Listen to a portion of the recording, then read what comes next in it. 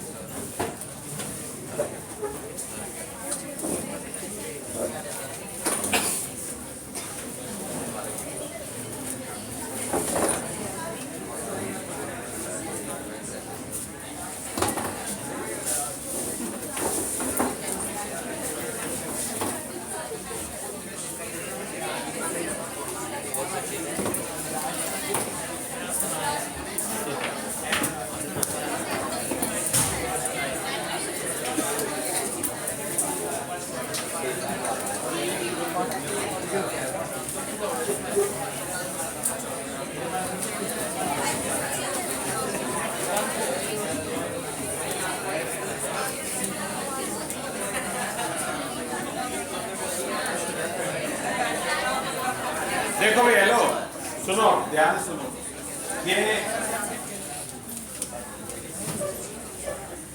ये जो तो मेरे स्कूल है ना, इन पे ना मैंने कलर कर दिए हैं, और ये तुम्हारे पास पीडीएफ जब पहुंचेगी तो तुम्हें इस तरीके से कलर दिखाई देगी। रेड कलर का मतलब है फर्स्ट चैप्टर, ग्रीन का मतलब है सेकंड चैप्टर, और ब्लू का मतलब है थर्ड चैप्टर। ठीक है, 11 स्कूल हैं टोटल।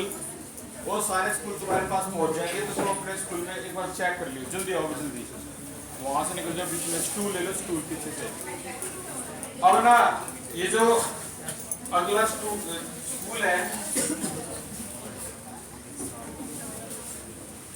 ये जो अगला स्कूल है ये डीएवी, और चेक करियो डीएवी के क्वेश्चन।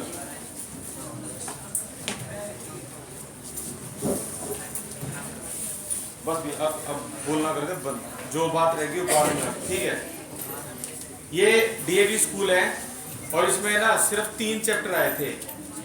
डीएवी है पहला, दूसरा और 8वां, बस। अगला चैप्टर जो होगा नवंबर में, किस किस के एग्जाम में हाथ खड़े करिए नवंबर में। अब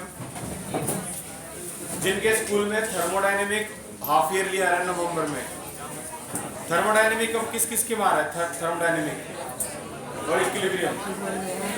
ठीक है,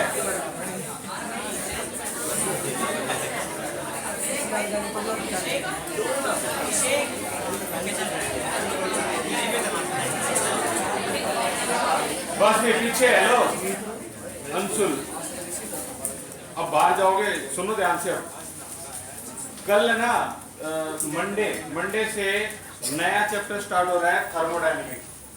रीजन एक है क्योंकि ना कई ऐसे स्कूल हैं जिनके स्कूल में नवंबर में 15 नवंबर से एग्जाम है, और उस नवंबर में थर्मोडायनेमिक और इक्विलिब्रियम दोनों आ रहे हैं। तो ये ना खत्म होना इतना आसान नहीं है। चैप्टर नंबर 5 सभी को पता लग गया होगा, ये तो सिलेबस से बाहर है, और अगर कोई स्कूल अभी भी करवा रहा तो उस टीचर को बता देना सर ये सिलेबस से बाहर है। ठीक है, अब रहेगा चैप्टर नंबर 6 थर्मोडायनेमिक और इक्विलिब्रियम। एक भी क्वेश्चन जो मैं करवाऊंगा वो बाहर से नहीं आएगा, सिर्फ जो मैं यहाँ करवाऊंगा वहीं से आएगा थर्मोडायनेमिक का टोटल। तो कल से स्टार्ट हो गई थर्मोडायनेमिक की क्लास तुम्हारे नॉर्मल टाइमिंग में। अब इसका जो डीएवी का जो आया हुआ है ना एग्जाम, इसके क्वेश्चन देखना भाई, कई सारे क्वेश्चन वही रिपीट होते हुए दिखाई देंगे तुम्हें। ये क्वेश्चन किया था हमने परसों की क्लास में केंद्रीय विद्यालय में। पता नहीं ये स्कूल के टीचर आपस में कैसे पता करते हैं कि ये क्वेश्चन ये आ गया। एक क्वेश्चन है फोटोन का करके, एक न्यूमेरिकल, वो मैंने देखा 11 में से 5 अलग अलग स्कूल में यही न्यूमेरिकल दे रखा है चैप्टर नंबर 2 का, स्ट्रक्चर ऑफ एटम का। कैसे हो सकता है? मतलब 5 स्कूल 100 क्वेश्चन है टोटल, छोटे मोटे सब मिला लें, स्ट्रक्चर ऑफ एटम के 100 क्वेश्चन है। अगर डेटा को ध्यान से एनालाइज करोगे तो ये मिलेगा। एक फोटोन का याद है इसका ना, काइनेटिक एनर्जी पूछ रहे थे वो, ये वाला फॉर्मूला था, हमने यहाँ बोर्ड पे भी किया था लास्ट संडे। ये वाला, इसके 3 पार्ट है। इसमें एक जो वैल्यू है क्वेश्चन की गिवन होती है इलेक्ट्रॉन वोल्ट में, कुछ ऐसे करके एक फोटोन का एक न्यूमेरिकल है। तो वो तुम्हारा ना, एक तो डीएबी में भी आया हुआ है, ये इतनी बार आया हुआ है डीएबी का क्वेश्चन नंबर 33, आई गेस यही है, ये रहा भाई 33। इस न्यूमेरिकल की बात कर रहा हूं मैं। ए फोटोन ऑफ वेवलेंथ 4 × 10⁻⁷ और ये 3 क्वेश्चन पूछ लिए। कहने का मतलब ये है कि ये क्वेश्चन है ना 11 में से 5 स्कूल ने दिया हुआ है, और स्ट्रक्चर ऑफ एटम के छोटे मोटे क्वेश्चन मिला ले तो 100 क्वेश्चन है। ये सारे स्कूल के टीचर आपस में फोन पे बात करते नहीं होंगे, ना तो व्हाट्सएप ग्रुप होगा इनका, कोई अलग अलग स्कूल है, चिढ़ते भी होंगे। तो 5 स्कूल ऐसे कैसे कर सकते हैं यही क्वेश्चन 4 × 10⁻⁷, ठीक है। तो अब एक एक करके देखना भाई इसको। सबसे पहले ये का पहला क्वेश्चन, और एक बार फिर से स्टार्ट हो जाओ और हैंड रेज करना, आंसर कोई नहीं बोलेगा, आंसर बोलते के साथ बाहर। The number of mole present in 6 gram of carbon, 6 gram carbon में तुम्हें सिर्फ बोलना है ABCD, ठीक है। बताइए भाई, B for Bangalore correct answer है 0.5। और जितने आंसर अभी भी डाउन थे, हाथ मतलब खड़े नहीं हो रहे, तो वो ध्यान से सुन लो। नंबर ऑफ मोल होता है मास इन ग्राम अपॉन में मोलर मास। कुछ है इस क्वेश्चन में, 6 ग्राम दे रखा है और मोलर मास होता है कार्बन का 12 ग्राम पर मोल। अरे तुम ग्राम पर मोल भी छोड़ो, मास याद कर लो बस 12, 6 और 12, आंसर आ गया 0.5। ये 0.5 हो गया, बी पार्ट इसका आंसर हो गया। अब मेरी समस्या पता है क्या बात है, जब आप डेटा को, जब हम MBA कर रहे थे ना, तो हमें सिखाया जाता था कि डेटा कितना जरूरी है। ये देखिए, एक बार कल की क्लास में हमने केंद्रीय विद्यालय में सेम क्वेश्चन किया था, कल की क्लास कह रहा हूँ, लास्ट क्लास जब भी था। अभी कैसे कर लेते हैं ये, मेरे को तो ये समझ नहीं आता। कौन सा क्वेश्चन था ये, नंबर ऑफ वाटर मॉलिक्यूल, ये बोरोन का क्वेश्चन इनका गलत था। केपी भवाना एनएमएच का ये क्वेश्चन है ना, ये भी आज देखना जरा, 3 स्कूलों ने ये क्वेश्चन दिया है।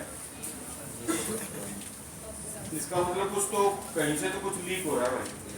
सिग्निफिकेंट फिगर यही महाराजा अग्रसेन में आया था, वैल्यू भी सेम, यानी कुछ तो गड़बड़ है भाई। बाकी देखेंगे यार, अब हमारा सारा डेटा देखने में टाइम ना निकल जाए बस। पहला क्वेश्चन खत्म होता है डीएवी का। दूसरा क्वेश्चन भाई सिर्फ हैंड रेज करिए, जिसको पता है तो ठीक है, नहीं पता कोई दिक्कत नहीं है। Formation of CO and CO2 illustrate the law of, 5 laws हैं, जिसमें से किस लॉ का एग्जांपल था CO और CO2। तुम्हारे सामने 5 लॉज हैं, तुम तो सारे डीएवी के हो। प्रतीक तू नहीं है, प्रिंस बताइए कौन सा है? डी है, लॉ ऑफ मल्टीपल प्रोपोर्शन। सही जवाब है D. Law of multiple proportion के जो एग्जांपल थे ना, वो 2 थे, या तो कह लो H2O और H2O2, या कह लो CO और CO2। चलो रजिस्टर के टॉप पे लिख दो लॉ ऑफ मल्टीपल प्रोपोर्शन के 2 एग्जांपल। मल्टीपल प्रोपोर्शन, और बार बार वही वाली बात आ रही है, फिर से घूम के 2 ही लॉ आएंगे, या तो डेफिनिट प्रोपोर्शन या मल्टीपल प्रोपोर्शन। और ये दोनों एग्जांपल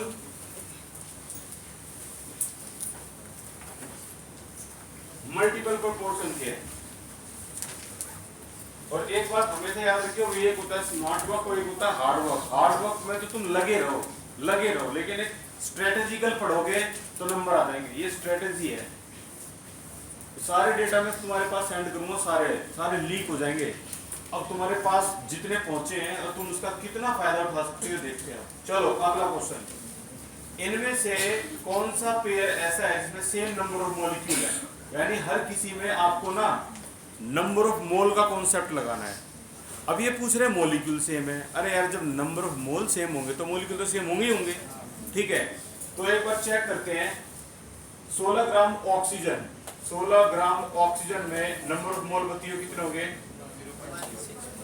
भाई? मास इन ग्राम अपॉन में मोलर मास क्या है? एक ऑक्सीजन का 16, 2 का 32, 0.5। अगला है 14 ग्राम ऑक्सीजन भाई, 40 सॉरी नाइट्रोजन 14 है, और एक नाइट्रोजन का 14 होता है, दूसरे दोनों का 28, तुक्का लग गया, पहले आंसर ठीक है भाई। दोनों के नंबर ऑफ मोल सही है, सेम है, तो मॉलिक्यूल भी सेम होंगे, ठीक है ना। तो पहला आंसर, पहला ही ऑप्शन करेक्ट है। बाकी में तुम किसी में भी चेक कर लो, गलत है सारे। एक मैं ऐसे ही बता देता हूँ ताकि प्रैक्टिस हो जाए। 6 ग्राम O2 निकालियो भाई, मास इन ग्राम, मोलर मास बताइयो 32 के हिसाब से तो ये वैल्यू कितनी हो जाएगी पक्का 16 32 पॉइंट छोटा जितनी भी होगी 22 gram of CO2। 22 gram mass in ग्राम है। मोलर मास क्या होता है CO2 का 44। इसका भी कितना आंसर आएगा 0.5। इसका तुम डिवाइड करोगे ना तो 32 6.0 एक पे जाएगा 2 पे 0.1 बराबर है। ये बराबर ही नहीं है, एक ही बराबर है, वो पहले वाला है। चलो आज की क्लास में तुम नंबर ऑफ मोल में उन स्टूडेंट से बात कर रहा हूँ जिन्होंने ना ये चैप्टर नंबर 1 यहाँ शुरू से किया ही नहीं, मैं उनसे बात कर रहा हूँ। तो आज कुछ भी याद मत करो, बस ये याद कर लो n को बोलते हैं, छोटे n को बोलते हैं नंबर ऑफ मोल, जो होता है छोटा m और बड़ा m, ठीक है ना। जो बच्चे घर पे बैठे हुए हैं, इतने बच्चे घर पे बैठे हुए हैं, या कुछ तो उनमें से देख भी लेंगे वीडियो, और जो बिल्कुल भी नहीं देख रहे ना, उनसे तुम बेटर कर रहे हो कि तुम्हें ये पता है number of mole equal to mass in gram upon molar mass. इस चैप्टर का सबसे इंपॉर्टेंट टॉपिक मोल कॉन्सेप्ट बोलते हैं इसको, ठीक है। n होता है नंबर ऑफ मोल, ये होता है मास इन ग्राम, और ये क्या होता है मोलर मास। कुछ नहीं होता मोलर मास, सारे एटम का मास जोड़ दो, एटॉमिक मास जो निकाल के वो इसी को बोलते हैं मोलर मास, खत्म, ठीक है। तो ये वही काम हमने यहाँ किया है। किसी बच्चे को प्रॉब्लम हो रही हो कि CO2 44 कैसे आया, कार्बन का एटॉमिक मास होता है कितना भाई 12, प्लस में ऑक्सीजन का कितना होता है 16, तो ऑक्सीजन कितना हो गए 32, ठीक है ना। इनको जोड़ लो 44, जोड़ना बहुत आसान है, दो डंडे लगा दो, यहाँ दो डंडे लगा दो, सारे काउंट कर दो, 4 आ गए। तो कहने का मतलब ये आसान है, ट्राई करो और आगे बढ़ो। 12th में बिल्कुल भी रिस्क मत लेना भाई। देखो अभी देखो डेटा का खेल है सारा, DAV स्कूल है ये। अभी थोड़ी देर पहले कौन सा देख रहे थे KV, याद आया कुछ? वही सेम क्वेश्चन, DAV स्कूल और KV स्कूल कोई लिंक है क्या इनका? बवाना से नरेला का कुछ लिंक है क्या कुछ? फिर यही क्यों दे रहे हैं यार पहले चैप्टर से?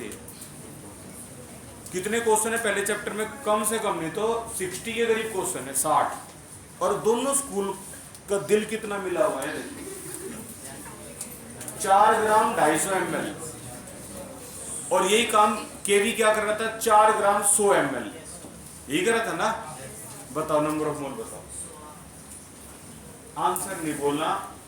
पहली बात तो 16 ऑप्शन में नहीं है, आंसर बोलना ही नहीं, आपको ना हैंड रेज करना है। चलो हैंड रेज करो।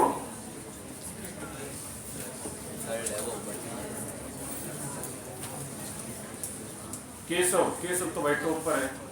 कितना है तेरे DAV में? इस टेस्ट में इस लड़के के 60 नंबर आए हुए हैं, केशव के 70 में से, गौतम के 64।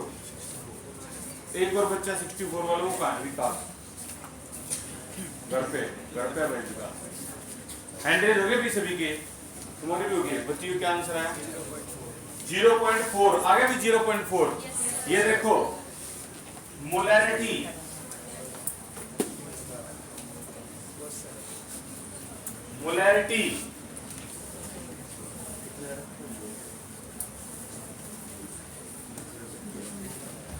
एक और उन बच्चों से बात कर रहा हूं जिन्होंने चैप्टर बिल्कुल भी नहीं किया। गिव अप करने से अच्छा है कछुए की तरह रेंगो कम से कम। Molarity is equal to number of mole upon में volume of solution in litre, volume of solution in litre. Number of mole क्या होता है? वही जो अभी हमने सीखा था आज की क्लास में, पहली बार हमें पता लगा नंबर ऑफ मोल ये है। वॉल्यूम 250 ml डिवाइड बाई 1000, ठीक है, क्योंकि लीटर में चाहिए ना।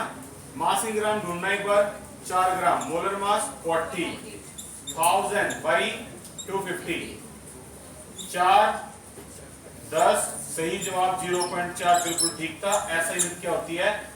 0.4 मोलैरिटी, कैपिटल एम को बोलते हैं मोलर।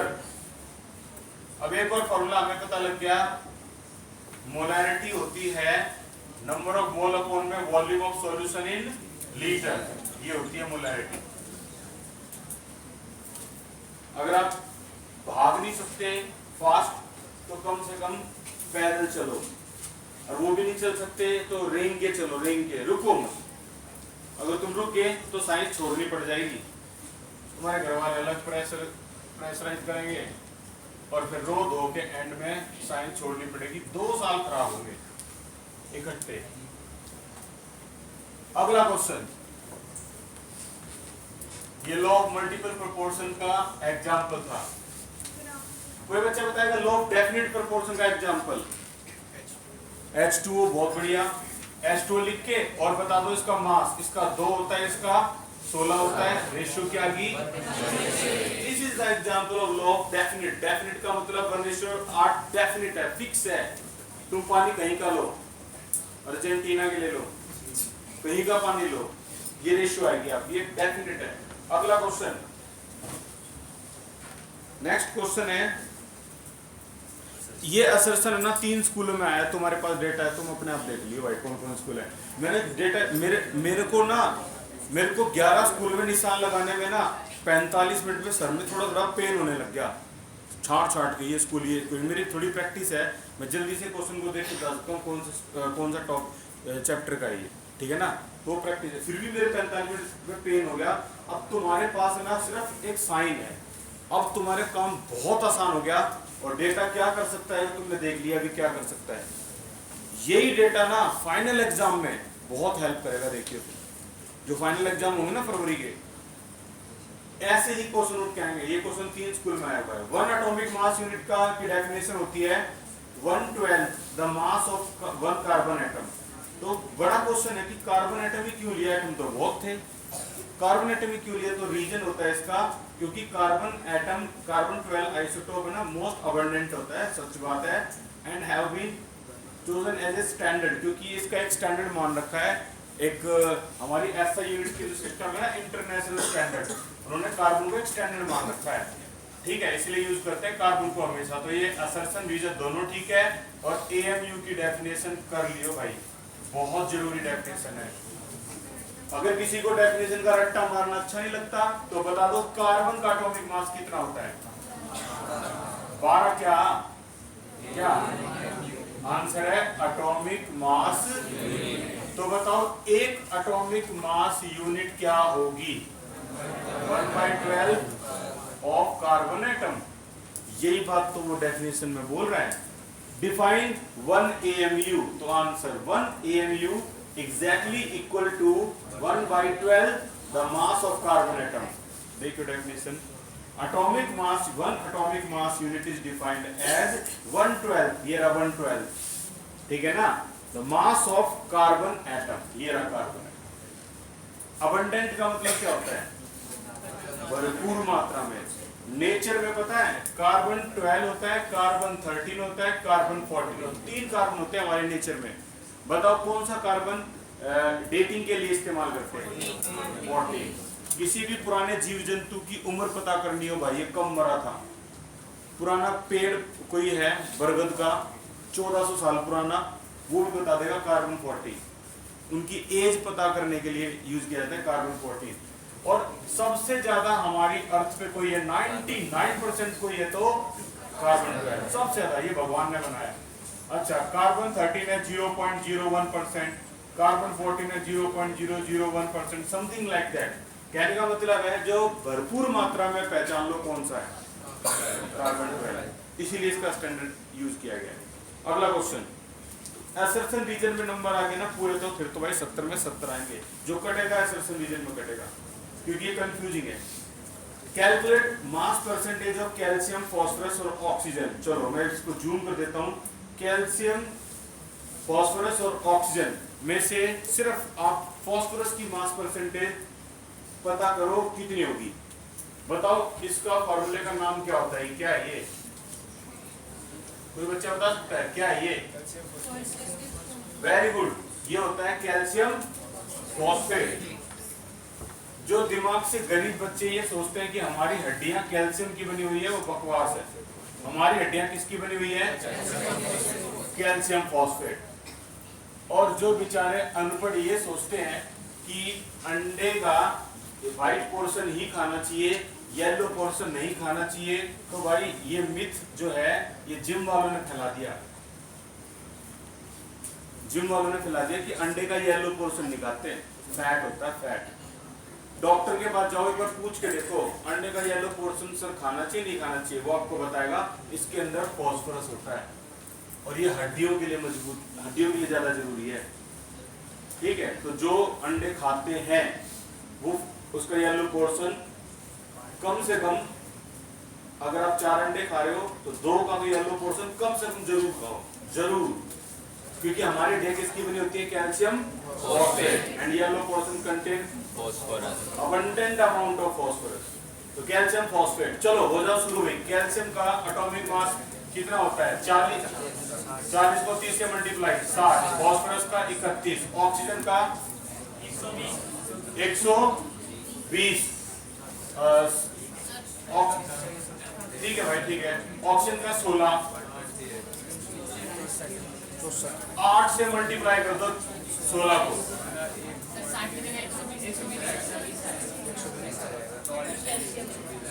अरे कैल्शियम का 4, 120, कैल्शियम 2, 62, इसका बताओ 128। ओ भाई साहब क्या दिया रेडी वालों तुमने? ये तो ऐसा लग रहा है अकाउंट का पेपर है। 310। और अब हमें किसका निकालना है? मैंने किसका कहा था? फॉस्फोरस। तो फॉस्फोरस हो गया 62 डिवाइड बाई 310 इंटू में 100। This is called percentage of phosphorus. ये आई परसेंटेज ऑफ फॉस्फोरस निकाल लिया गई। सिमिलरली परसेंटेज ऑफ कैल्शियम क्या होगी? 120 बाई 310 इंटू में 100। ये आ गई कैल्शियम की परसेंटेज। अच्छा, दोनों की निकल गई तो क्या तीसरी की भी निकालोगे? 100 में से माइनस कर दो, 100 में से दोनों की जोड़ के माइनस कर दो। ये तो था मेथड। 2 नंबर का क्वेश्चन दे रखा है, इसका मतलब ध्यान में रखा गया है, कैलकुलेशन मुश्किल है। अच्छा, इनके स्कूल ने गलती नहीं करी, केवीएस ने गलती करी थी, इनके स्कूल ने कोई गलती नहीं की।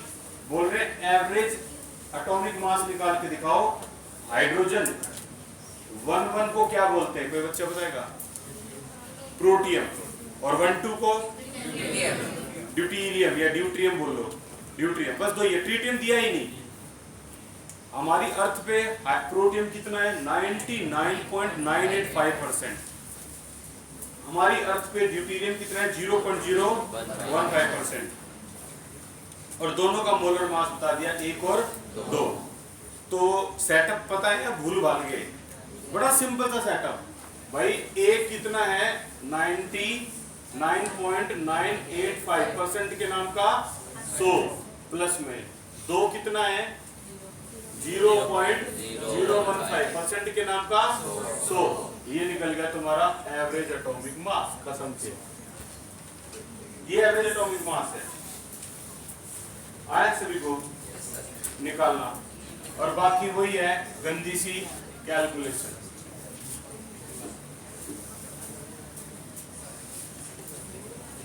अगला क्वेश्चन,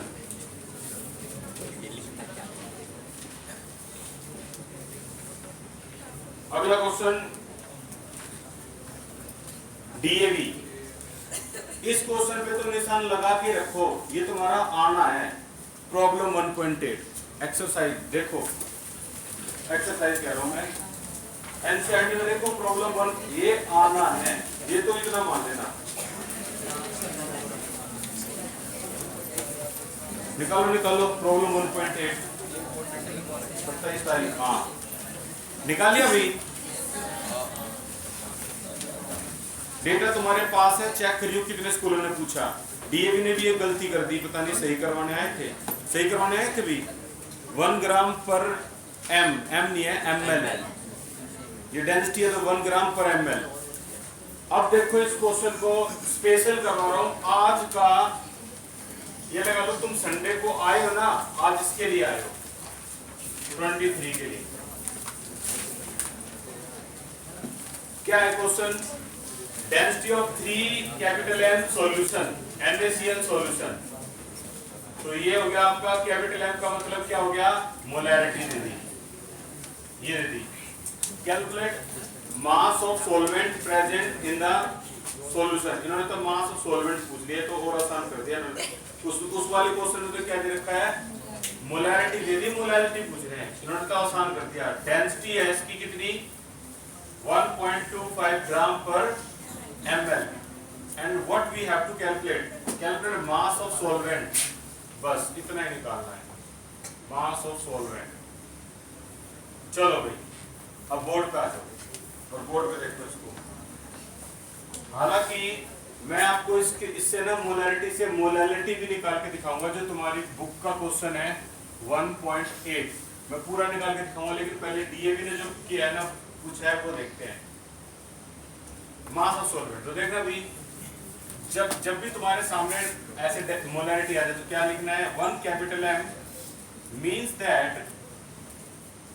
दैट मोलैरिटी का फार्मूला बोलिए। अभी भी आज की क्लास में आपने सीखा है number of mole upon volume solution in litre. तो क्या हो गया ये नंबर ऑफ मोल? 3 दे रखा है, मोलैरिटी की वैल्यू दे रखी है 3, तो मैंने फॉर्मूले की इक्वल कर दी 3। अपॉन में कुछ नहीं है तो 1, तो n को देखेंगे तो 3 आ गया और v को देखेंगे तो 1 आ गया। तो इसका मतलब देखो, इससे देखिए, इससे चीटिंग करनी है। 3m mean that 3 mole of NaCl in 1 litre of solution. इतना तो बहुत है, बहुत से डाटा यहाँ से मिल जाएंगे तुम्हें। अब देखो हमें मास ऑफ सॉल्वेंट तक जाना है, ये है मास वॉल्यूम ऑफ सॉल्यूशन। तो अगला स्टेप देखो भाई, इसे तो ये पता लग गया। अगला स्टेप, डेंसिटी क्या होती है? Mass upon volume. अगर डेंसिटी सॉल्यूशन की है तो समझ जाओ मास भी सॉल्यूशन का होगा और वॉल्यूम भी सॉल्यूशन का होगा। ठीक है, वॉल्यूम पहले से दे रखा है और डेंसिटी कितनी दे रखी है? 1.25 ग्राम पर ml इज इक्वल टू, मास हमें निकालना है, वॉल्यूम बताओ सॉल्यूशन का। ये रहा 1 लीटर है तो ml में चेंज कर दो, 1000 ml। क्यों किया ml में चेंज? क्योंकि डेंसिटी भी ml में थी। मल्टीप्लाई करके बताओ आंसर कितना आया? 1250 ml से ml कट गया, ग्राम आ गया, 1250 ग्राम आ गया। बताओ ये m क्या है? ये m किसका मास? सॉल्वेंट का, और एक सॉल्यूशन। तो ये हो गया तुम्हारा m का मतलब है मास ऑफ सॉल्यूशन। कितना आया? 1250 ग्राम। अभी तो मास ऑफ सॉल्यूशन आया है। अब हम निकाल रहे हैं सोल्यूट का मास। तो सोल्यूट कितना दे रखा है? ये रहा 3 मोल NaCl दे रखा है। तो 3 मोल NaCl क्या हो गया आपका? नंबर ऑफ मोल क्या होता है? स्मॉल m अपॉन में कैपिटल M। नंबर ऑफ मोल कितना होता है? 3, मास इन ग्राम निकालना है। मोलर मास कितना होता है इसका? 23 को ऐड कर दो 5.5 में तो 58.5 मल्टीप्लाई कर दो, ये आ जाएगा तुम्हारा 174.5। चेक करिए है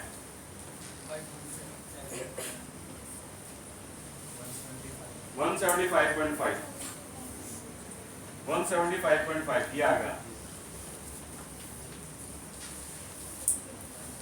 आगे ये क्या आ गया आपका? मास ऑफ सोल्यूट आ गया 175.5। अब बताओ कोई बच्चा बता सकता है मास ऑफ सॉल्वेंट कैसे निकालेंगे?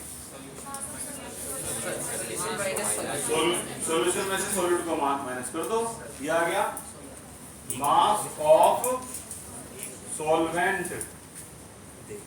क्योंकि सॉल्यूट और सॉल्वेंट मिलकर ही क्या बनाता है? सॉल्यूशन। अरे चीनी में पानी डालोगे तो ये शरबत बनेगा। तो शरबत सॉल्यूशन, चीनी सॉल्यूट, पानी सॉल्वेंट। तो मास ऑफ सॉल्वेंट क्या आ गया आपका? 1250 माइनस में हो गया 135.5 एंड आंसर होगा 104.5 ग्राम। ये चेक करियो, ये आ गया मास ऑफ सॉल्वेंट कितना आ गया तुम्हारा। अब जब मास ऑफ सॉल्वेंट ही निकल गया तो इस क्वेश्चन में तुम्हारे एनसीईआरटी में एक कदम आगे हो जाना बस। क्या? मोलैलिटी। मोलैलिटी होती है नंबर ऑफ मोल। बताओ मोलैलिटी क्या होती है? मोलैलिटी तो बता दी तुमने, नंबर ऑफ मोल अपने volume of solution in litre. Molality क्या होती है? नंबर ऑफ मोल में मास ऑफ सॉल्वेंट इन। तो नंबर ऑफ मोल कोई बच्चा बता सकता है क्या है इस क्वेश्चन में पूरे में? ये रहा, चमक रहा है यहाँ, नंबर ऑफ मोल 3 है। अच्छा, मास ऑफ सॉल्वेंट कहाँ है? ये निकाल रखा, लेकिन केजी में चाहिए। डिवाइड बाय 1000, 1.0745 और यहाँ से आंसर आता है 2.79 मोलैलिटी। ये इतना बढ़ा दें तो ये वो एनसीईआरटी का क्वेश्चन बन गया। और डीएवी ने कितना इतना छोड़ गया, बाकी पूछा है।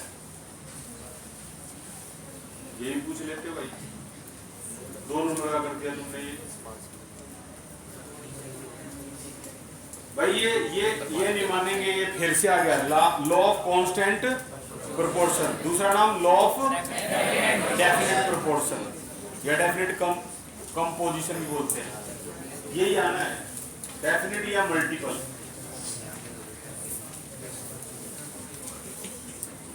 अगला क्वेश्चन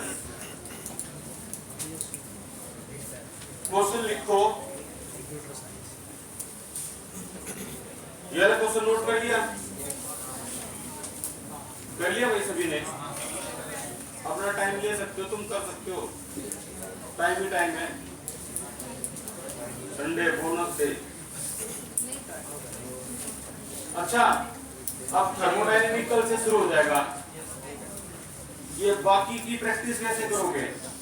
मेरे ऊपर तो इतना प्रेशराइज कर दिया इन्होंने सारे। सर हमारा ना 15 नवंबर के बाद 20 नवंबर को एग्जाम है, दोनों चैप्टर हो जाएंगे ये। तो अदरवाइज में ना कम से कम नहीं तो 5 दिन लगाता इन क्वेश्चंस पे। 5 दिन, अब 2 ही दिन लग पाए, वो भी संडे का एक्स्ट्रा दिन है। क्या स्ट्रेटेजी रहनी चाहिए भाई इनको करने की? क्या बोलो भाई?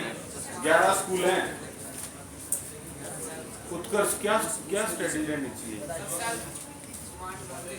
सेल्फ स्टडी में जो मोर देन एवरेज होंगे वो तो कर देंगे, जो बिलो वाले हैं वो तो अभी भी नहीं कर रहे होंगे, और जो एवरेज वाले हैं उनके साथ होगी दिक्कत। अरे हेलो, वी आर फैमिली। बंद कर दो इस गेट को, इसको भी बंद कर दो, इसको बंद करो। देखो सुनो, वी आर फैमिली। मैं आपका भला चाहता हूँ, आप मेरा, तुम सबका। हम एक परिवार है। अब मेरे को ये बताओ कि अगर मान लो ये वाला हिस्सा चलो स्किप हो भी गया, ये वाला हिस्सा जो है ना, ये सारे के सारे जो स्कूल हैं वो स्किप हो भी गए, तो जो थर्मोडायनेमिक जो है वो जो कल से जो स्टार्ट होगा और इक्विलिब्रियम है वो भी इकट्ठा हो जाएगा। तो मैं अगले संडे से ये सोच रहा था, शुरू से बोल रहा हूँ मैं, कि नीट और मेंस की क्लास किया करेंगे यहाँ पे। What is neat and main class मैं बताता हूँ। सोमवार से मंडे से फ्राइडे तक जो भी थर्मोडायनेमिक में हमने किया, जो भी किया, मेरे ख्याल में 3 टॉपिक खत्म हो जाते हैं, एक मंडे टू फ्राइडे, ठीक है भाई। तो इन 3 टॉपिक पे नीट और मेंस में उन्होंने क्या क्या पूछा था अब तक, वो हम संडे को करते हैं 12th क्लास के हिसाब से। तो बोलो भाई, क्या ये करना चाहिए हमें? यस सर, डेफिनेटली करना चाहिए, ठीक है ना। जो संडे को नीट और मेंस की क्लास होगी ना, वो भाई 50,000 फीस के लायक क्लास होगी। और जो नॉर्मल क्लास चल रही है ना, ये तो बस ये लूडो का खेल है। ऐसे लूडो करके कर दो, लॉ ऑफ कांस्टेंट प्रोपोर्शन आ जाएगा। लूडो कर दो, सिग्निफिकेंट फिगर आ गया। ये तुम्हारा क्या कर सकते हैं, ये तुम्हारा कुछ भी ब्रेन लेवल कहीं भी नहीं ले जाएंगे। हम कांस्टेंट चलेंगे, हाँ क्लास में पूरी हवा बन जाएगी भाई, इसको आता है लॉ ऑफ कांस्टेंट प्रोपोर्शन। लेकिन ये से ना आगे की मोरालिटी, जो आगे के जो स्टैंडर्ड है ना, वो सेट नहीं होगा। और मैं आपको पहले प्रॉमिस करके चल रहा हूँ, पूरे साल कोई फीस नहीं होगी, एक्स्ट्रा फीस कुछ भी नहीं। ये नहीं कि मैंने पहले बोल दिया था, रिकॉर्डिंग में भी आ गई अब तो। अगर मान लो बीच में फीस की डिमांड करो ना, मेरे मुंह पे रिकॉर्डिंग मारी है, देखो सर क्या बोल रहे थे आप। तो इसलिए ये ना, ये तुम्हारा बहुत ज़्यादा बेनिफिट करेगी। लेकिन फिर संडे को अगर हमने ये हिसाब किताब शुरू कर दिया तो हमारे पास फिर संडे का कोई बैकअप डे खत्म हो जाएंगे, फिर नहीं हो सकते ये। बताओ, एडवाइस दो ना। मैं कह रहा हूँ फैमिली किस में फायदा है? क्या तुम्हारे ये बेसिक कॉन्सेप्ट ही क्लियर करवाऊं या थर्मोडायनेमिक्स से अब हम न्यूटन मेंस कर दें शुरू? जो भी मंडे टू फ्राइडे सीखेंगे भाई, देखो जो मोर देन एवरेज स्टूडेंट होंगे मुझे पता है वो सारे यही बोलेंगे भाई कर दो, वो पीछे का हम कर देंगे बैकअप पूरा। और जो बिलो एवरेज होंगे वो बेचारे अभी भी ये कहेंगे सर वो नंबर ऑफ मोल जो आपने बताया था ना वो एक बार दोबारा बता दो, वो नहीं आया समझ। देश बात करें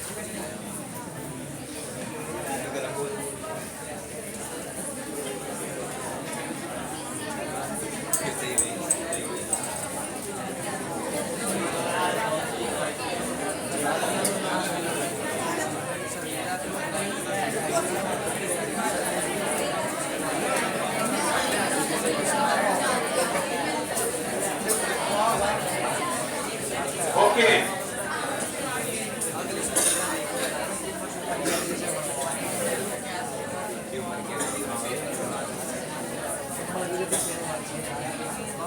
सुनो भी, हेलो, जो टाइम आपको दिया है ना प्रॉब्लम डाउट का 7 to 7:30 वो अपना यूज कर सकते हो, ठीक है ना। अगर कोई भी छोटी मोटी समस्या हो 7 to 7:30 अपनी डाउट क्लास में ना कोई भी क्वेश्चन आप ला सकते हो किसी भी चैप्टर से। 4 ग्राम NaOH को 36 ग्राम पानी में डाल दिया और पता क्या पूछ रहे हैं हमसे, बताओ मोल फ्रैक्शन क्या होगा। तो ये तो बहुत आसान क्वेश्चन पूछ रहे हैं भाई, मोल फ्रैक्शन क्या होगा। क्या होता है मोल फ्रैक्शन? मान लो NaOH है, NaOH को क्या मान लिया मैंने A, पानी को क्या मान लिया B। तो mole fraction of A is equal to number of mole of A upon में number of mole of A plus number of mole of B। ये होता है मोल फ्रैक्शन। जिसको नहीं पता पहली बार जैसे देख लो, this is called mole fraction. Define mole fraction, it is the ratio of number of mole of one component upon में number of mole of solution. पीछे है लो यहाँ पे number of mole of solution.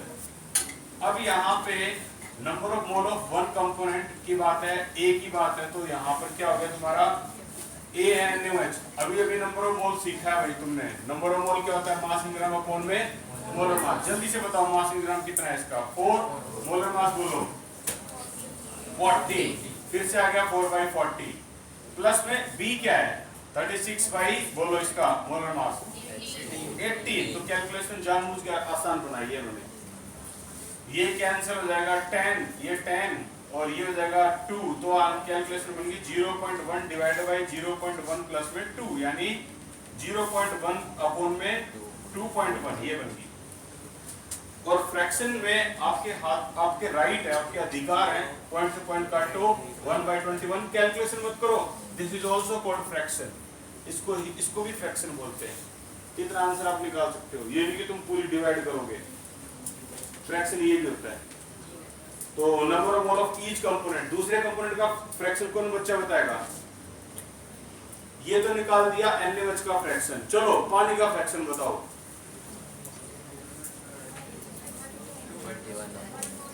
एक भी नहीं। हाँ बोलो कितना? गणेंद्र बोलो। हाँ कितना आएगा वही तो पूछ रहा हूँ। प्रिंस कितना आएगा? कितना? वेरी गुड, यही तो पूछ रहा हूँ। 20 में 20/21 याद है? भूल भाल के एक फ्रैक्शन ये होता है ना, दूसरा फ्रैक्शन निकालना होता है। 21 में से 1 को माइनस कर दो, कितना आया? तो ये आ गया 20/21। ये मोल फ्रैक्शन ऑफ B आ गया, पानी आ गया मोल फ्रैक्शन। अब देखो मेरे को तो अच्छी तरह पता है मोल फ्रैक्शन का एक ही क्वेश्चन आता है। 3 क्वेश्चन अलग अलग देखे मैंने इसमें भी, और मोल फ्रैक्शन का पता है कौन सा क्वेश्चन आता है? देखो मैं बताता हूँ, हर टॉपिक से एक ही क्वेश्चन भयंकर होते हैं। एक्सरसाइज में जियो एक बार देखो 0.040 करके क्वेश्चन है, कमाल का क्वेश्चन है। यही आएगा करेंगे 0.0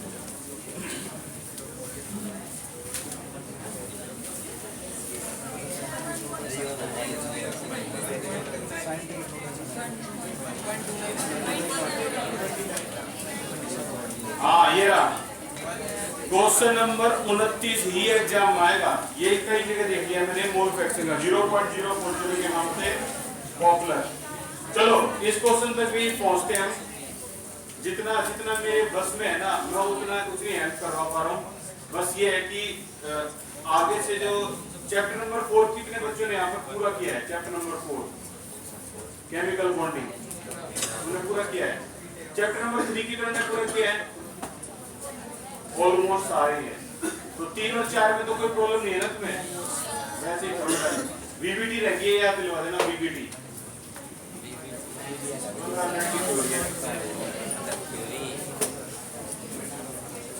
चलो मैं ना 0.040 तो करवा के खत्म करेंगे इस क्लास को।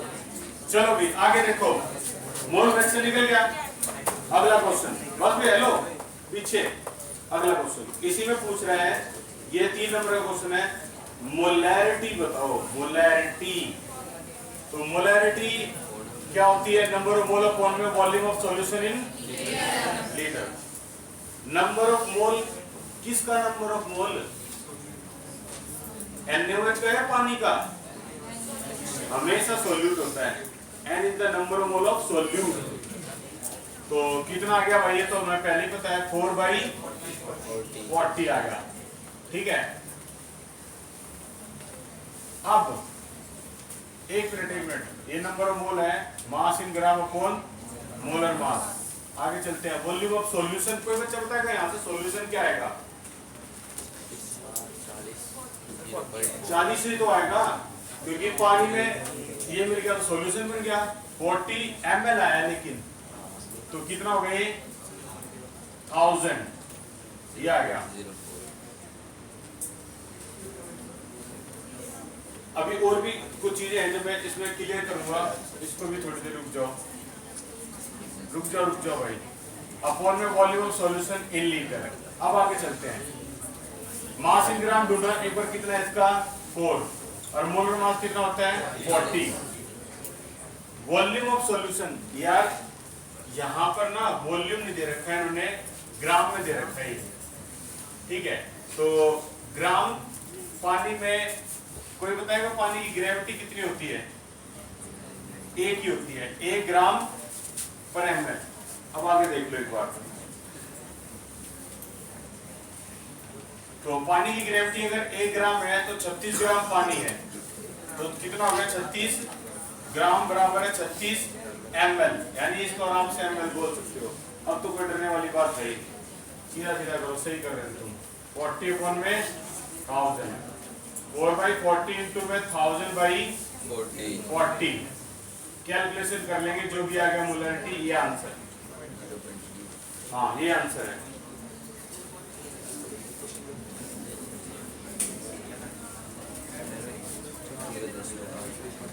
इनके स्कूल में भी लिमिटिंग रिएजेंट दिए रखा था। 3 नंबर का क्वेश्चन है वो लिमिटिंग रिएजेंट का, जो तुम्हें अब आता है, पहले नहीं आता होगा लेकिन अब तो पक्का आता है।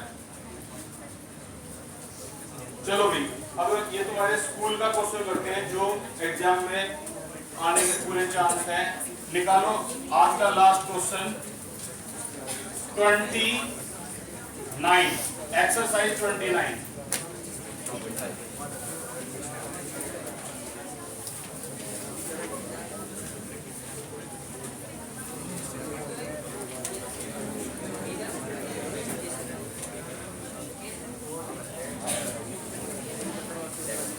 आज का लास्ट क्वेश्चन खत्म, आज ही क्लास है। अच्छा एक और चीज सुनना भाई, सबसे मुश्किल पेपर किस स्कूल का निकला? सबसे मुश्किल पेपर, आंसर DPS। ये सबसे मुश्किल पेपर बनाता है तुम्हारे। तेरे को आसान लगा होगा तो अच्छी बात है, लेकिन ये सबसे मुश्किल पेपर था ऑन एवरेज, सबकी मैंने कंपेयर करे तो उनके हिसाब से। ठीक है, बाकी सभी के बहुत इजी, बहुत इजी। दूसरे नंबर पे मुश्किल में JMB गया है। JMB कौन कौन है? JMB वाले मुश्किल बनाते तुम्हारे वाले। सोचो तुम्हें पता ही लग गया होगा, ये क्वेश्चन आते तुम्हारे तो क्या होता, मजे हो गए थे ना। और इन तुम्हारे स्कूल में आया क्या? ये भी रेगुलर स्कूल है, ये भी इंसान है।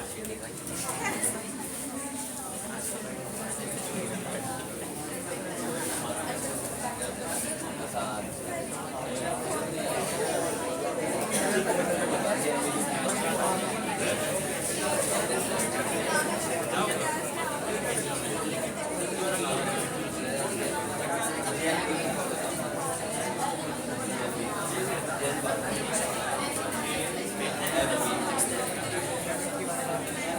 भाई, बस अब बोर्ड पर आ जाओ। ये आज का लास्ट क्वेश्चन है।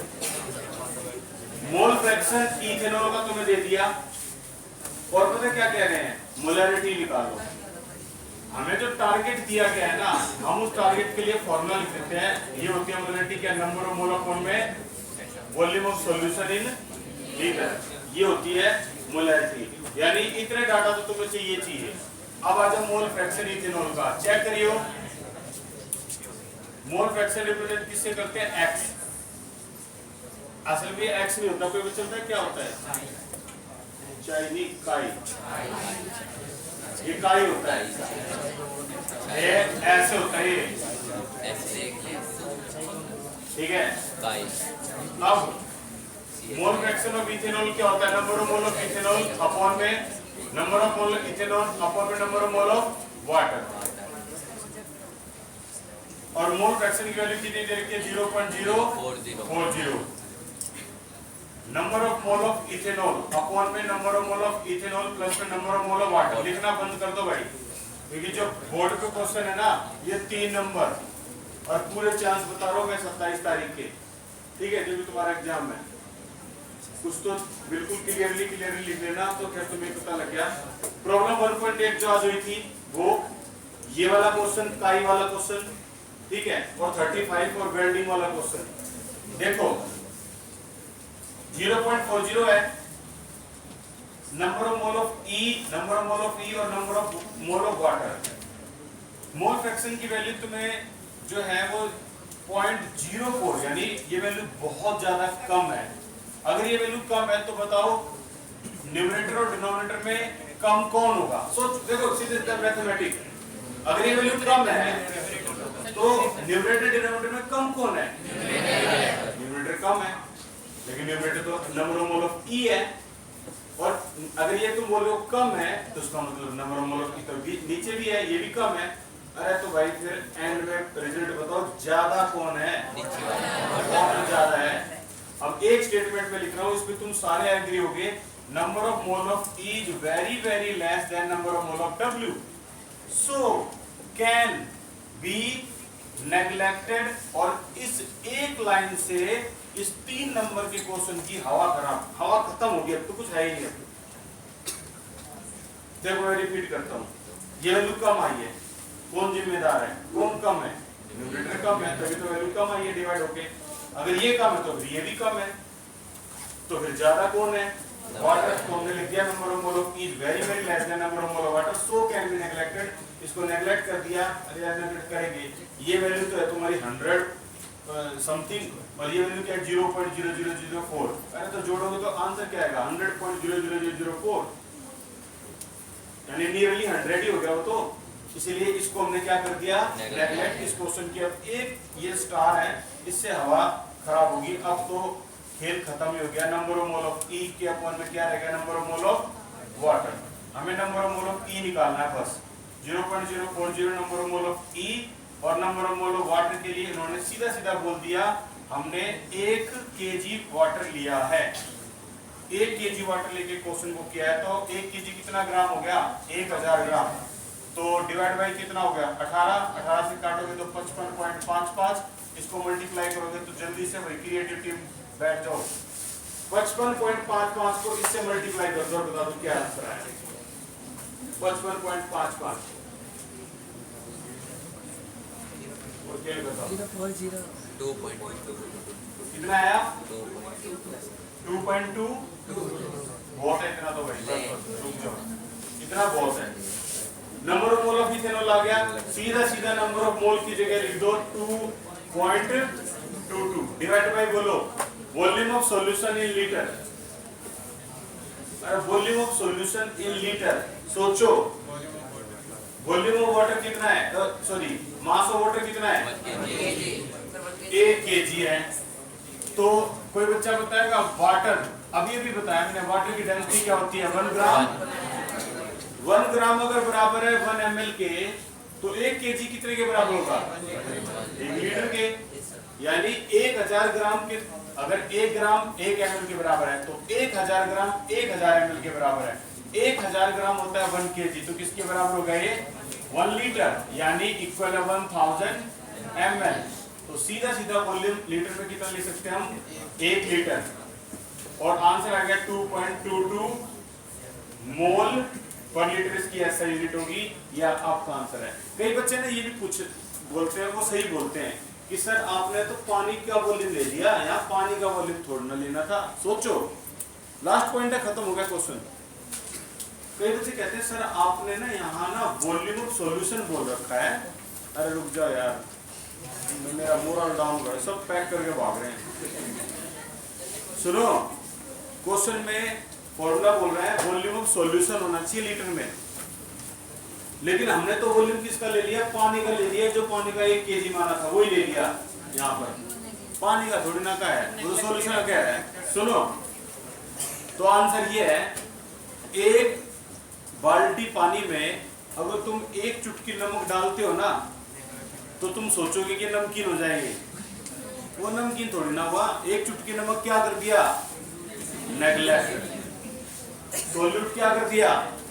नेगलेक्ट। और जब ये नेगलेक्ट ही हो गया तो यहाँ सोल्यूट को कंसीडर ही नहीं किया, सीधा सीधा लिख दिया 1000 ml पूरा सॉल्यूशन है वॉल्यूम। इसीलिए आंसर ये आ गया। अब 3 नंबर तुम एग्जाम में कैसे लोगे देख लियो भाई। अगली क्लास में मिलते हैं। थर्मोडायनेमिक के लिए फर्स्ट बुक लेके आइए अपनी।